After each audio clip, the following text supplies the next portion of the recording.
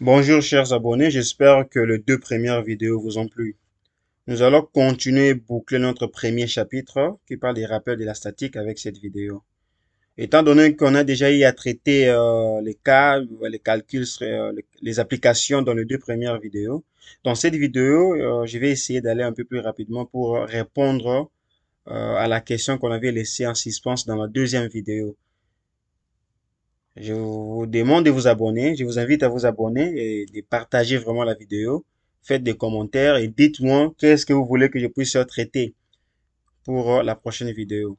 Mais déjà, dans la prochaine vidéo, nous allons passer au chapitre 2 qui parle des théories élémentaires de la RDM. Par là, nous allons plus seulement calculer les réactions d'appui. Nous allons maintenant voir comment trouver les moments, les forts tranchants, tout ça.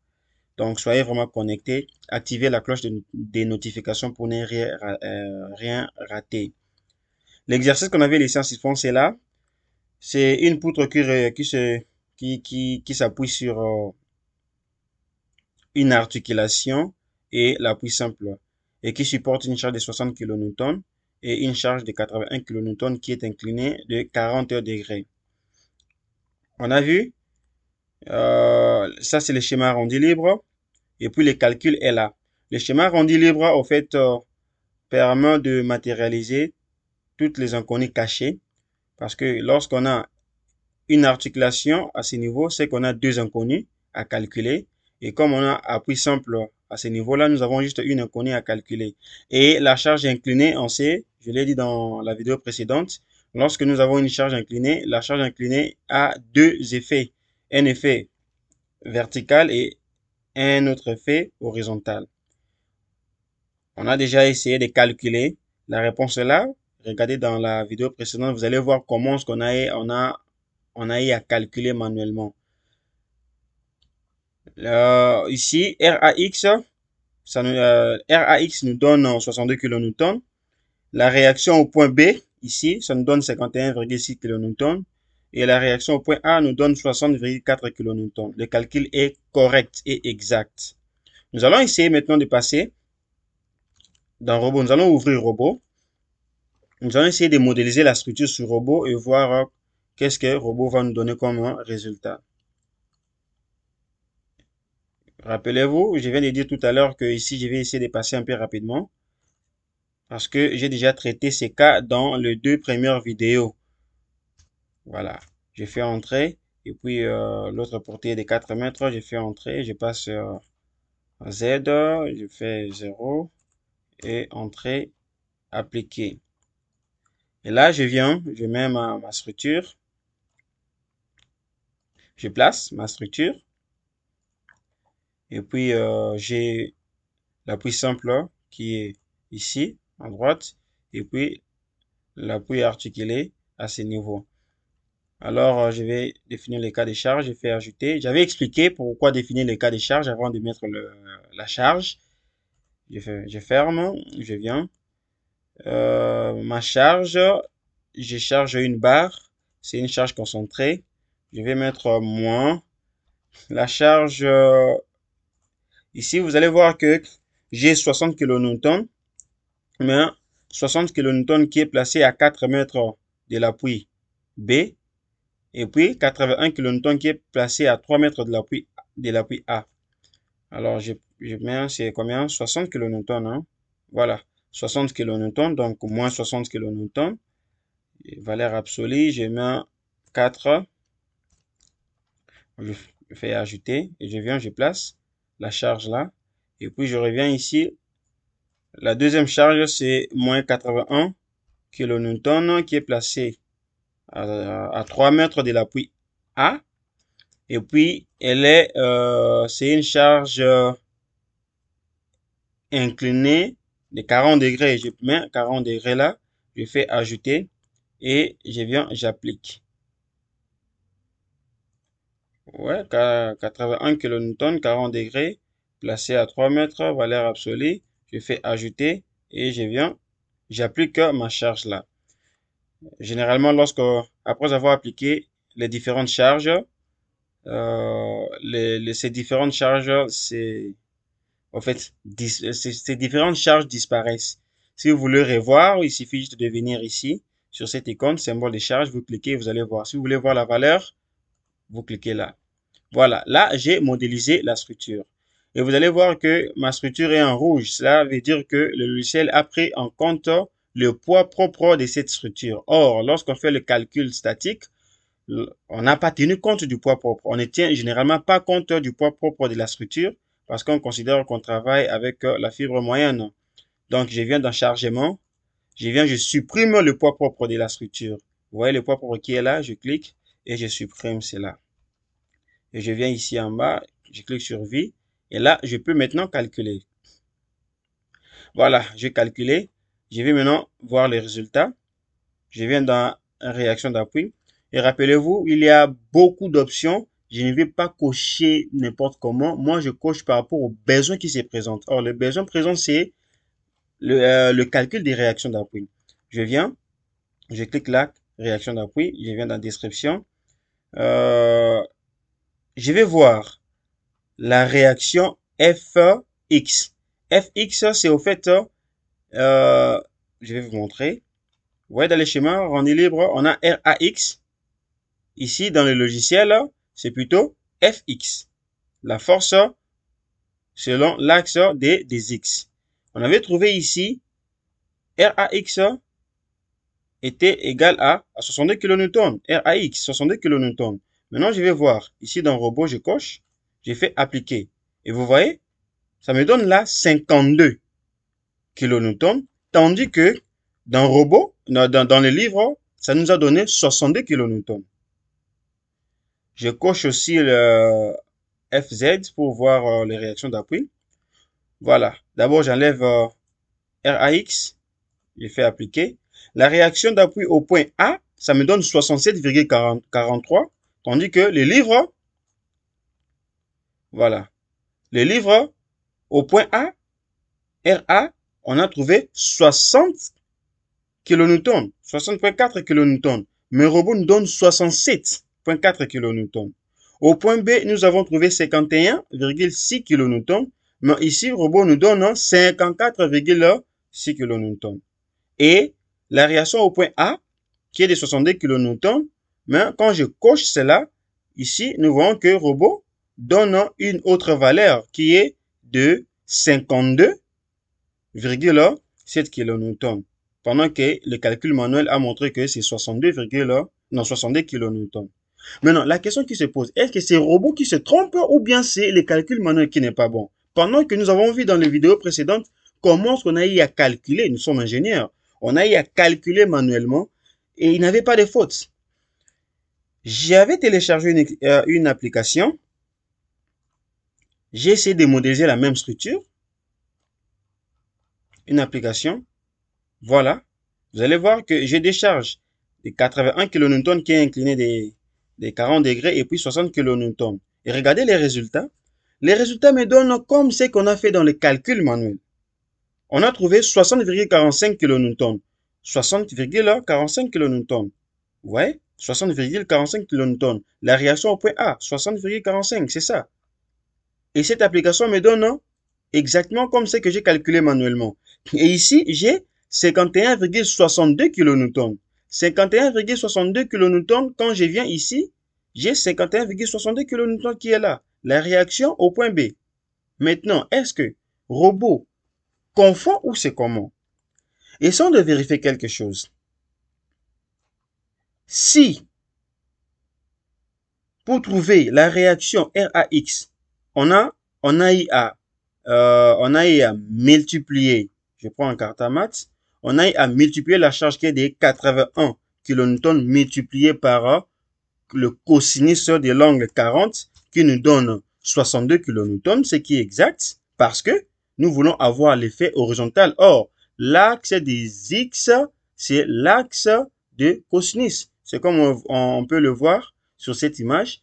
L'axe horizontal est l'axe de cosinus, tandis que l'axe vertical est l'axe des sinus. Donc, lorsque nous voulons avoir l'effet horizontal, nous devons juste multiplier l'hypoténuse par le cosinus de l'angle et nous passons aux axes des X. Maintenant, qu'est-ce qu'il faut faire? Avec Encarta-Math, si je prenais, par exemple, la charge laquelle est de 81 kN, que je multipliais cette fois-ci par sinus des 40 degrés, et là maintenant, vous allez voir, ça me donne non, 52. Là, je multiplie par sinus.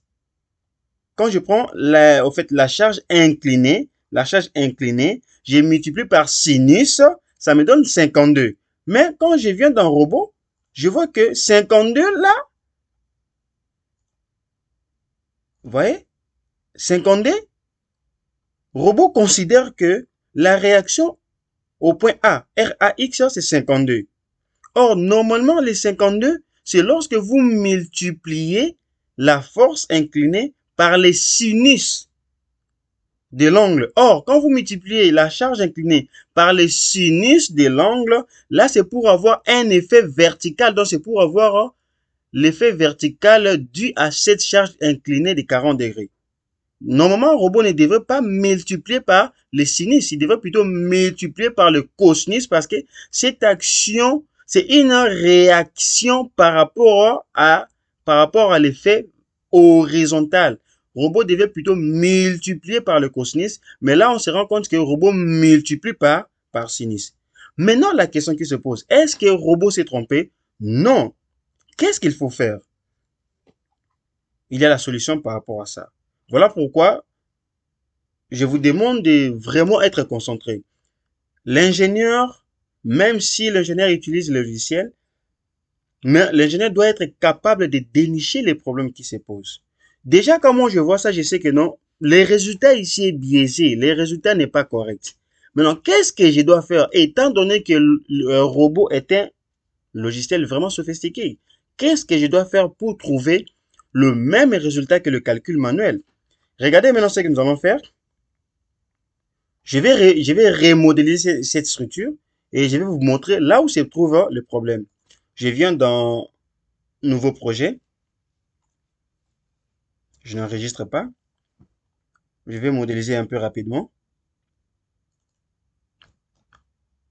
Et là, j'ai l'espacement CD3. Je fais ajouter. Et puis 4, ajouter. Je passe en Z. Je fais une fois. 0, ajouter. Et j'applique. Je mets ma structure.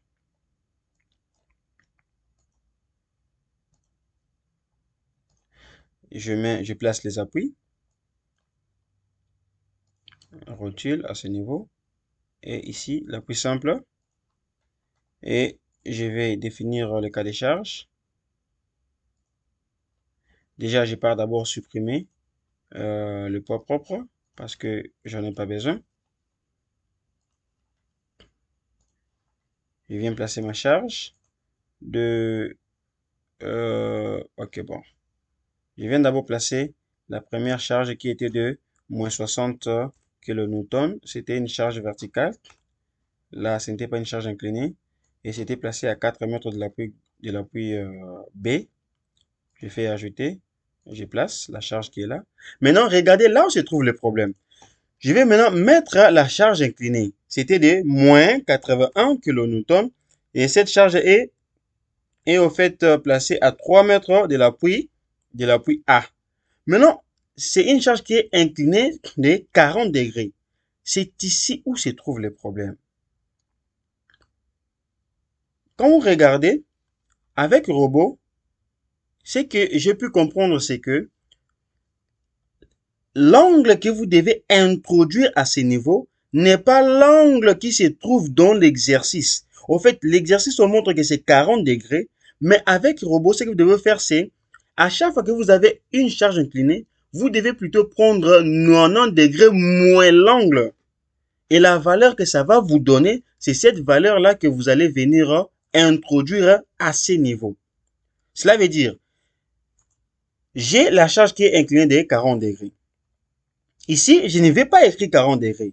Je vais plutôt prendre 90 degrés moins 40 degrés qui est comment donné dans l'exercice. Ça me donne non, 50. Et je vais maintenant prendre les 50 là que je vais maintenant venir placer à ce niveau.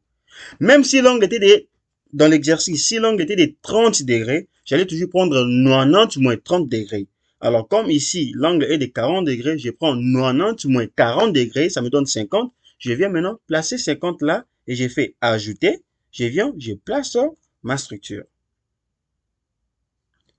Et puis, quand je vais faire, je viens calculer les résultats. Je viens dans réaction d'appui. Je mets une description. Maintenant, regardons maintenant F1, la réaction RAX à ces niveaux. Ça nous avait donné quoi? RAX, selon le livre, RAX, ça nous a donné 62 kN. Regardons maintenant si le robot va donner la même chose.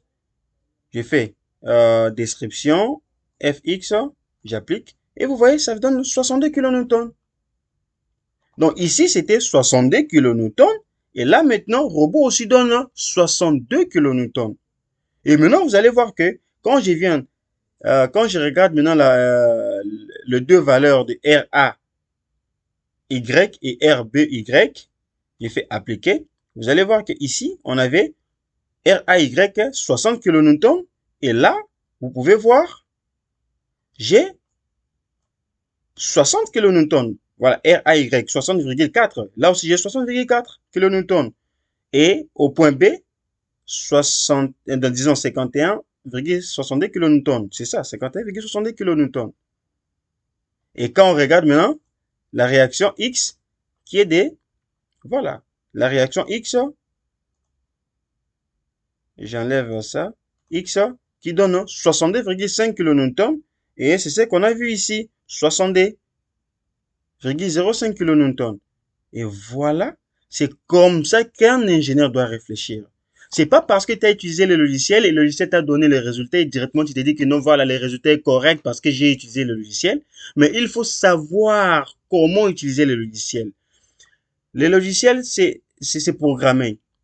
Il faut maintenant se demander, le développeur a programmé de quelle façon? Au fait, comment est-ce que le développeur a pu veut que son logiciel puisse fonctionner?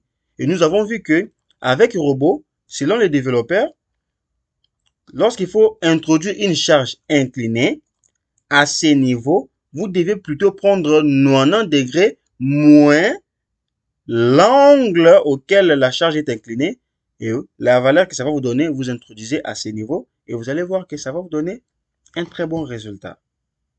J'espère que la vidéo vous a plu. En tout cas, partagez la vidéo, abonnez-vous massivement et surtout restez branchés à cette chaîne parce qu'il y a des bonnes choses à venir. Déjà, si vous regardez ici, selon le programme, prochainement, nous allons parler des théories élémentaires de l'ARDM. Nous allons essayer de nous exercer et après, nous allons maintenant passer au projet calcul de structure en béton armé et ainsi de suite. Pour l'instant, je ne peux que vous dire au revoir. Merci.